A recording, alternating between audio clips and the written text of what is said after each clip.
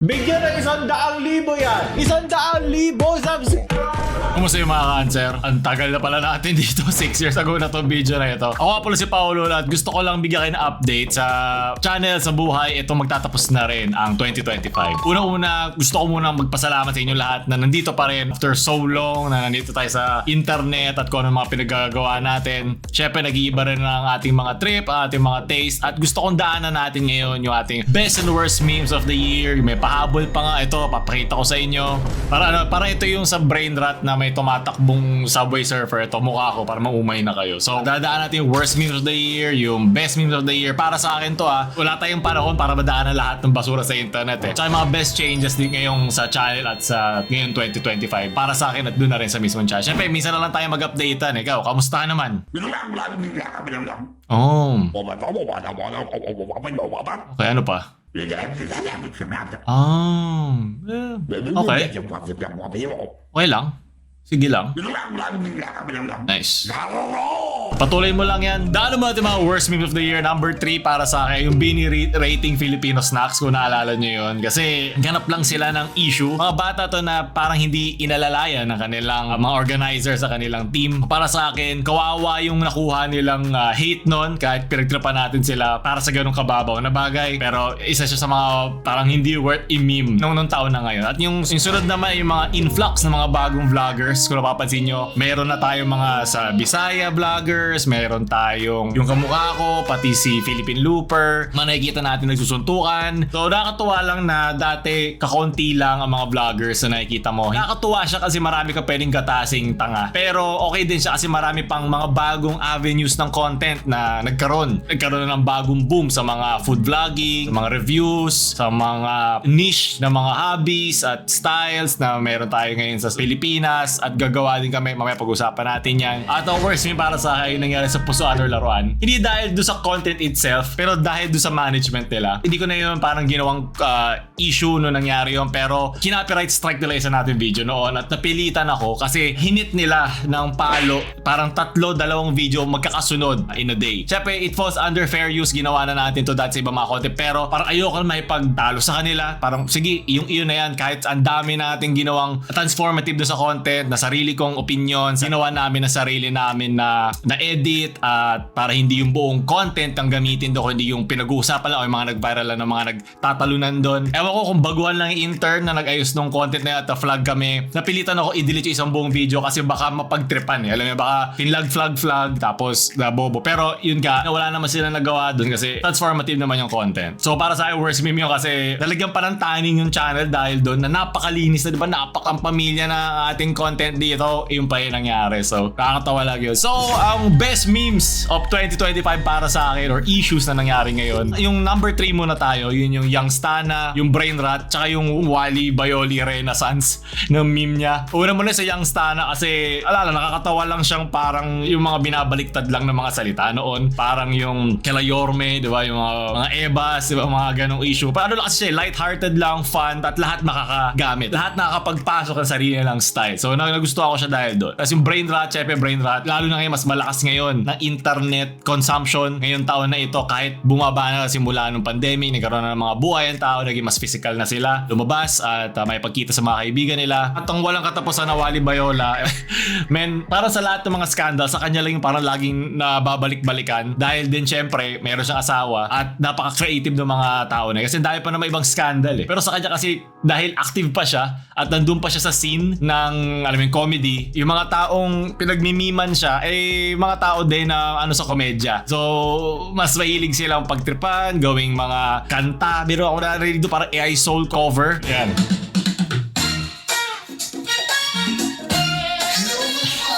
Hindi nyo lang ilang best ko ito pinapakinggan sa bahay.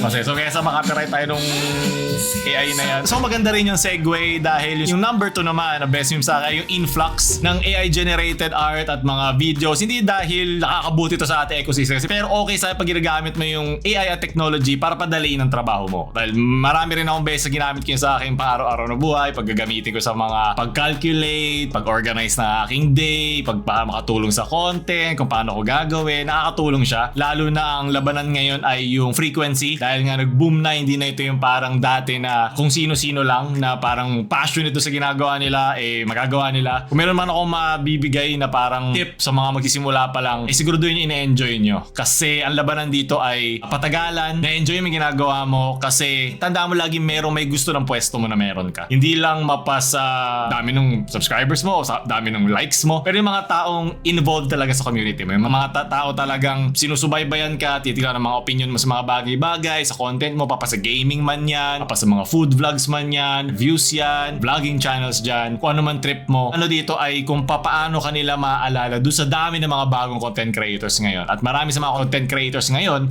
ay mga one-hit wonders, mga tipong may mangyayaring issue sa kanila, feeling nila, alam mo yun, napakagaling na nila na, oh wow, mayroon akong 5 million views, siguro napakagaling kong vlogger, di ba? So, na-inflate yung ego nila to the point na kala nila kaya na ito gawin araw-araw. Okay, at natutunan ko yun the hard way at in-expect ko na din na pagdating sa mga ganitong klaseng bagay ang importante dito ay nandun yung puso mo at pagpupursige mo kasi at sa dulo ng araw para na rin siyang trabaho. So, kailangan mo rin talagang magbigay ng utak mo, kailangan mo ibigay ang sarili mo doon sa video at doon sa content na ginagawa. Siyempre, ang number 1 na best meme or issue ngayon 2025 para sa akin ay yung flood control issue. Kasi connected dyan sa Pilipinas at ang daming na shame ng mga nepo babies, yung mga korupsyon dito sa Pilipinas. Isang level na ang laki pa pala, parang ang laki pa nung web nung mga kagaguhan na ginagawa sa Pilipinas na mga tao ay nagkakayod pang-araw-araw para lang makakain at mabuhay ang kanilang sarili at kanilang mga pamilya. So gusto ko sa kanya kasi connected siya at ang tagal, sobrang tagal ng buong saga o lore ng mga taong involved dito. Di ba? Nandun na tayo ngayon kay Undersecretary Cabral, di ba? Po yung nagkaroon ng mga detectives naman. At sana masolusyonan na to. Sana ma-finalize na at mabigyan na ng hustisya, mga dapat mabigyan ng hustisya. Kasi dahil din dito bumagsak ang ekonomiya ng Pilipinas sa mga investors, sa mga nagko-follow dyan sa PSEI o sa Philippine Stock Exchange. Marami nag-pull out ng mga foreign investors dahil parang hindi mapagkakatiwalaan ng Pilipinas. Parang ganun yung feeling na nakuha nila nung pumutok to, which is around 2 to 3 months ago. So sana kung meron mang Christmas miracle o may mareregalo sa atin ang 2025 bago tayo i-choke hold ng 2026, mabigyan ng clear na ruta ang pagkakaayos dito sa Pilipinas at makuha na yung mga trapo, di ba? Sana mawala na yung mga kulay-kulay ng mga politiko, yung mga dyan, parang ginagawa nilang kulto yung kanilang mga iniidolo mga politiko na para bang sa dulo ng araw mga tao yan may mga sari-sariling agenda at sari-sariling mga gusto. Ngayon, kung mabuti ginagawa ng isang politiko o isang gobernador, senador, ibigay natin ang dapat sa kanila na palakpak dahil trabaho nila yun itinalaga sila sa posisyon na yun So, kung ginagawa nila yung trabaho nila, dapat lang. Hindi yung parang, grabe, ang galing mo talaga anak. Hindi siya gano'n, dapat lang. So, kung ginagawa niya yung trabaho niya, tapos may ginawa siya mali, saka natin sila bigyan na accountability bago natin sila sambahin ng gano'n. So, bago natin daan yung huling parte nitong best changes sa 2025, ito yung lahat mga videos na dinaanan natin ngayon yan, lahat yan. So, dito ko rin dinouble check kung tama from January 1 to December 20. Ang dami naman, wala namang parang kakaiba ngayon kundi dun sa nangyari sa Pusuan o Laruan. Continue pa rin yung ating channel. So, doon na tayo sa pangatlo, best changes to kaya aking bagong bahay. Iba pa ito doon sa bahay na nakikita nyo ngayon. Kasi hindi naman ako lumaki ng merong bahay o sariling lupa. Ano yan, dahil sa inyo yan at dahil dito rin sa channel at sa ating pagiging influensya dito sa internet na nagkaroon tayo ng bahay. Meron pa isa na nagawa namin at doon din ginagawa minsan yung isa pang channel. So, doon naman na number 2 na best change ngayon 2025. Yung new channel at hobby na pinasok ko. Yung new channel namin ay Laro Lounge at kinonek ko na din siya sa hobby na ginagawa namin ngayon na nag-enjoy kami ng friends namin at yun ang Magic the Gathering. So, Magic the Gathering para rin siyang Yu-Gi-Oh! And Pokemon trading card game siya. Ang gusto ko lang sa kanya yung kanyang commander format na marami kayo naglalaro. Kasi nalalagay mo yung personality mo. May mga meta, meron mga parang mga bagay na madaling puntahan ng klase ng kanilang hilig sa paggawa ng deck. Pero sa casual format kasi siya ang commander, so hindi siya super competitive. Ano yun yung nagusto ko sa marami ka na agad nakakalaro at a single time. Maganda yung pagkakagawa ng community do sa game. So doon namin binuo itong Laro Lounge at ang nagsimula sa amin nito ay si Jed. At hindi ko siya pinansin dahil doon sa kanyang pag-i-info dump ng tungkol doon sa Magic the Gathering na umay ako parang ayoko, dami mo sinasabi. So ako na yung sarili kong dahan-dahan kung pinasok yung game. Nagustuhan ko siya. Minsan nakakalaro ko pa nga dito sila Ninong Rai, The Pebbles, iba pa mga influencers throughout sa Magic the Gathering na hindi ko rin inakala na magiging mga kaibigan ko din na alam mo yun. Alam nyo naman na hindi ako lumalabas ako, okay? Pero hindi yung parang nakikipag-connect ako palagi sa mga ibang influencers. Hindi dahil lang din may mga kupal na influencer, mga plastic, mga nagbabalat kayo ng mga influencers. So para naging wary lang ako, pinipili ko na lang din talaga yung mga sinasamahan ko paminsan-minsan. Siguro malaki din nagbago ngayon kasi pumupunta rin ako sa mga events, nakikipagkita dito sa iba pa mga cancer dyan na alam nyo naman, first 5 years, 4 years ay hindi ko ginagawa. Hindi ko talaga ginagawa dahil nakakapagod siya sa akin. May kailangan kang energy at mindset, yun yung pupuntahan sa number 1, yung next na pupuntahan natin para sa ganong klase yung mga gawin. Pero nag-enjoy ako, buti hindi ko binadali ang sarili ko. Sabi ko sa inyo, may gusto kayong gawin, may gusto kayong simulan, basta gawin mo. Basta gawin mo sa paraan na alam mong hindi ka mababurn out, hindi mo sisisihin ang sarili mo, hindi mo narinig sa iba, hindi sinabi ng lolo sa tuhod mo. Gawin mo kasi ikaw ang nag-decide. Okay? Para kahit mamali ka man, kahit mali yung gusto mong ruta, ginamit mo 1 taon, 2 taon para dito, at least ikaw ang nag-decide. At pwede ka namang bumalik muli sa gusto mong simulan at makakauli ng bago na namang ruta sa buhay mo. Tandaan mo, men, walang pumipigil sa kundi sarili mo eh. At syempre, yung mga responsibilidad mo sa buhay, realistic naman ako dito. Kung magpapaniwala doon sa parang do you follow dream, men, alam ko yung mga taong nakakadena sa mga responsibilidad nila, sa mga anak, ng mga trabaho, utang na kailangan bayaran. Tapos sasabihin ng ibang tao, dapat kasi ganito ginawa mo. Men, hindi mo alam buhay ko, wala kang alam dun. At syempre lang, naalala ko, papasok ko lang pala to. Naglabas isa ko sa FB kamakailan nung parang Noche Buena namin. Naluto ng tatay ko yun, yung smoke na brisket, smoke rib siya. Yung mga tao doon na nagmamagaling, sunog daw. Ay, ang sunog lang doon yung batok mo, tsaka yung utak mo. Hindi yung sunog, walang pait yun. At ganun talaga, pag smoke ka, iitim talaga siya. Okay, mga N-word enjoyers. Talagang iitim siya. Men, sinabi nga ni Nino Ray doon sa Instagram, sarap po, tay. Siya na nagsabi niya na, so mas masarap ka pa magluto kay Nino Ray, mas masarap ka pa kay Ninong Ray. Ano talaga eh, mga tao talaga sa internet, pag magugulat ka lang eh. Mga triple B talaga eh. So, okay lang sana ako nagluto sa tinrash talk. Pero pag tinatrash talk yung tatay ko sa niluto niya, doon ako parang lumalabas yung mga intrusive thoughts ko eh. Masarap siya at niluto namin doon sa smoke. Binigay ng Eaters Grill sa amin. Lambot naman siya at sobrang smoky. Parang 6-7 hours ata siya niluto ng low heat. Kaya lang umitim yun kasi dry rub yun nilagay. Pag dry rub kasi syempre, yung mga niya, mas mangingitim siya. Pero hindi naman siya sunog. Hindi siya lechon. Iba yun. Kaya salamat doon sa mga may utak dyan na ginagamit at pinagsasabihan para naman matuto sila, diba? Kailangan tayo dito, pampamilya nga pala tayo. Dapat dito kailangan sinusuportahan natin ng mga tanga kasi kailangan madagdag natin. Dapat matulungan natin sila kasi masasayang na yung utak nila, masasayang yung buhay nila pag lumaki silang tanga eh. Kaya pag nagdire-diretso sila sa pagiging tanga. Mabuti na yun, at least nasama natin sa ating pag-angat, diba? Hatakan pataas. So hatakin yung leg nila pataas. So doon na naman punta na tayo sa last na best change ngayon at number 1 ay yung mindset. At mapapansin niyo yan, yung binago ko na rin yung mindset ko dito sa channel. Nung gumagawa ko ng mga parang yap sesh lang, search ko yung sarili ko po siya narcissist. Alam nyo ba, tayo ang pinakasikat na Pau. Pag sinearch mo yung Pau, lalabas agad Paulul. Okay, ewan ko flex yun, marami ba may pangalan ng Pau? So napansin ko lang siya. Ito yung mga ganito, mga tulad dito, sensitive, yung burnout. So gusto ko lang din yung parang mindset na hindi ko lagi hinahabol yung trend. Pero pa rin naman mga trend sa mga alam nyo na mga na pinag-uusapan ko. Pero tulad yan, daming bago, di ba? Yung nag-screenshot dun sa kanyang jowa, di ba? Yung hindi ko na siya inabutan. Hindi na ako parang naghahabol dun sa trend palagi. Pero lang syempre kung may pake ako. Most of the time may pake ako eh. Pag mga tungkol sa bansa, ganyan. Pero minsan naman, pag nasa mood ako, pag-uusapan natin. Pero hindi na ako nasasakal. Paragang pag gusto ko lang, gagawin ko. So at least yun, nagkakaroon na ako ng onting freedom. Nagagahanap na ako ng ibang gagawin. Itong mga collection na meron tayo. Promise, yung dun sa bahay na vlog, na-move ko na yung files. Okay? 1 terabyte mahigit kasi. So nasa luma din siyang para external. So medyo matagal din siya ilipat. Tapos kailangan sa Laro Lounge yung SSD. So wala na akong file size. Nagkaroon ng problema. Pero yeah, nagpapasalamat ako sa mga bago namin editor sa channel. Mga papasok na bagong editor. Nagpapahinga ko na isa pang editor. Lahat sila. Kung hindi dahil sa kanila, siguro kalbo na ako ngayon. Siguro kumakanta na yun. Di ko kakalimutan pari.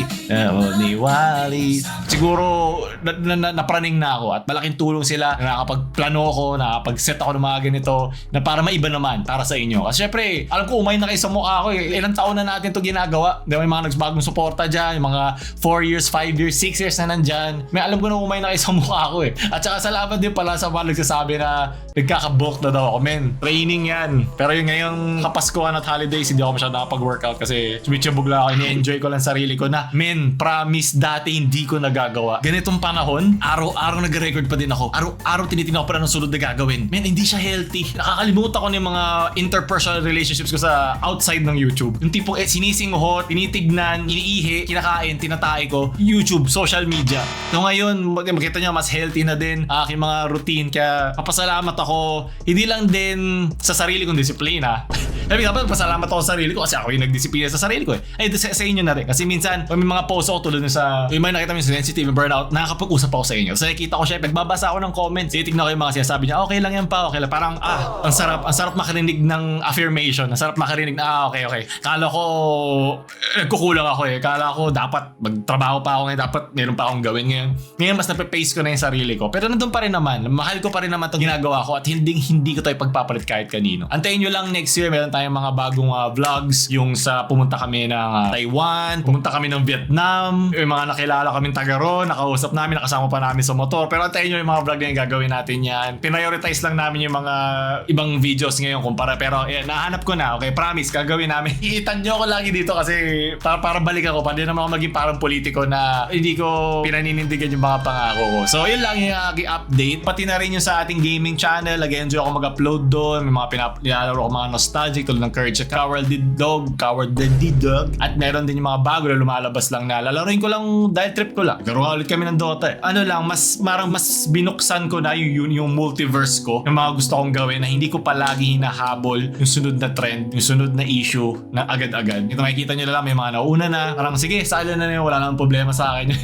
Ang laki-laki na internet para sa lahat. Pero dati parang nakikipag-compete ako sa mga tao na hindi naman kailangan. So, ang gusto ko lang ipag-compete sa sarili ko. At syempre, para din sa inyo dahil paalamahan ko kayo at wala ako sa posisyon na ito kundi dahil sa inyo. Palagi ko sasabihin niya kahit mag 2 million pa tayo, kahit mag 3 million pa tayo, hindi ko lang patabot pa tayo ng 3 million pero masayang-masaya na ako na kasama ko kayo sa ganitong klaseng content at mga commentary at mga opinion. So, yun lang. So, kamusta naman kayo dyan? Ngayong 2025, may mga plano ba kayo sa 2026? Pwede nyo na simulan. Pero no pressure. Di naman kailangan this year. Di mo naman kailangan udyukan. Pwede mong gawin na in February. Pwede gawin na March. Ipakiramdaman mo sarili mo. Talagang isipin mo kung nasan ka na sa buhay mo, nasan ang iyong headspace, mga tao sa paligid mo, epal ba o supportive ba sa'yo. Kailangan mo i-double check yan. At importante yan dahil sa panahon ngayon marami mga taong hindi nakikita, marami mga taong nakakalimutan, nakakaligtaan dahil sa dami ng pumapasok na bagong info, bagong friends, bagong event. So maraming salamat. Di ko inakalang aabot pa rin tayo ng ganito katagal at ganito karaming subscribers, diba? 1.69. Then naalala ko lang kasi funny yung number. So gusto ko ulit magpasalamat sa inyo. Ulit si Paulo 2025. Nagsa-sign out 2026. Sakalin mo na kami, daddy.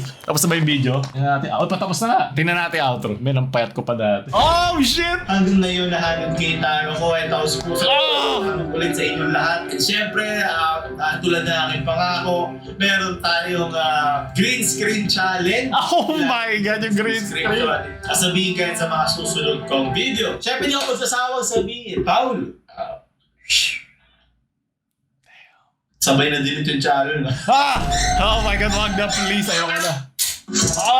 Thanks.